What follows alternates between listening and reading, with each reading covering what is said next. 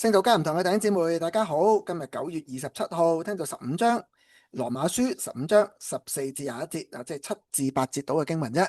係啦，前面講咗，希望佢哋透過恩典，透過每個人都有罪，你唔好淨係睇見人哋唔好啦，你睇見自己唔好，係嘛？又唔係要憐憫，唔係要自憐，而係咧想大家合一，想大家咧彼此接納。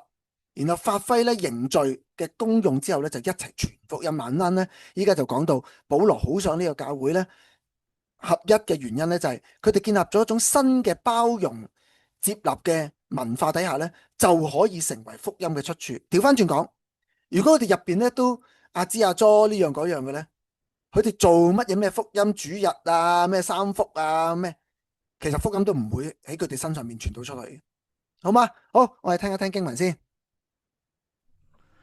我的弟兄們，我本人也深信你們自己充滿良善，有各種豐富的知識，也能彼此勸誡。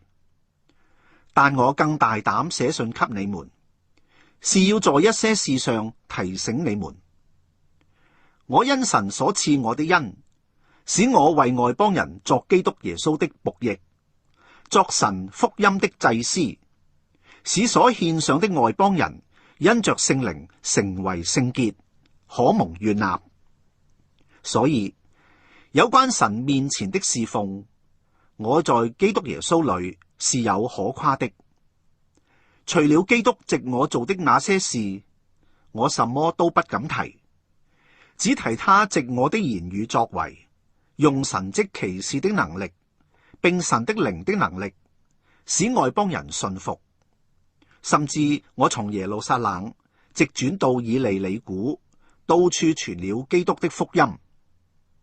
這樣，我立了志向，不在基督的名已經傳揚過的地方傳福音，免得建造在別人的根基上。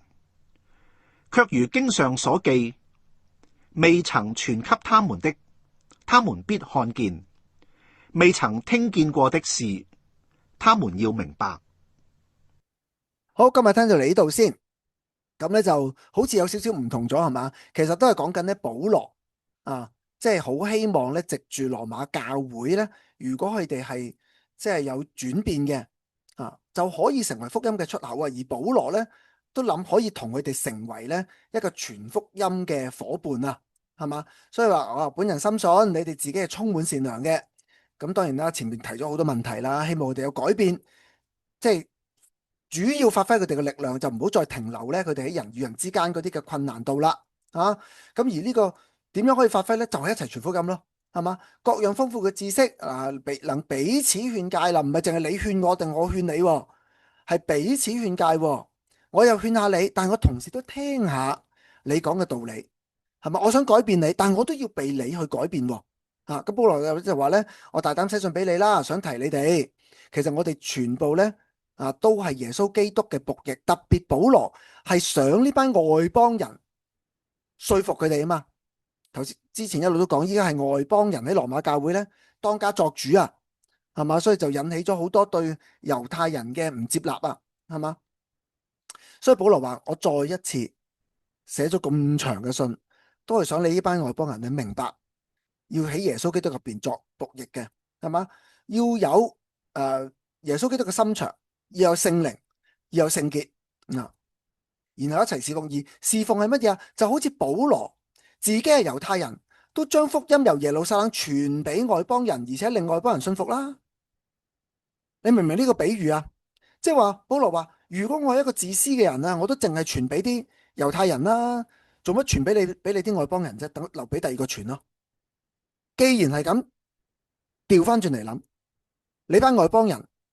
會唔會都一樣去接納猶太人呢？我就接納同我唔同嘅人啦。咁你哋呢？我教咗你哋嘅，我咪一個榜樣咯。點解你哋唔得呢？係嘛？咁樣仲係咪耶穌基督嘅福音呢？你哋咁樣係咪？咁就係大致上就係咁啦，係嘛？所以經常講啦，未曾傳給他們的，他們必看見，即係一定唔好淨係睇見大家嘅唔同差異，係嘛？要人哋跟自己，係咪睇見人嘅需要？嗰啲人係有咁樣嘅信心嘅需要，我哋要幫佢造就佢，讓佢哋看見神啊，讓佢哋看見神，讓佢哋聽見同明白啊。咁入邊咧就要好多忍耐、協調、謙讓啦，好嘛？好，今日聽到嚟呢度，聽日聽埋呢15章嘅結束啦，拜拜。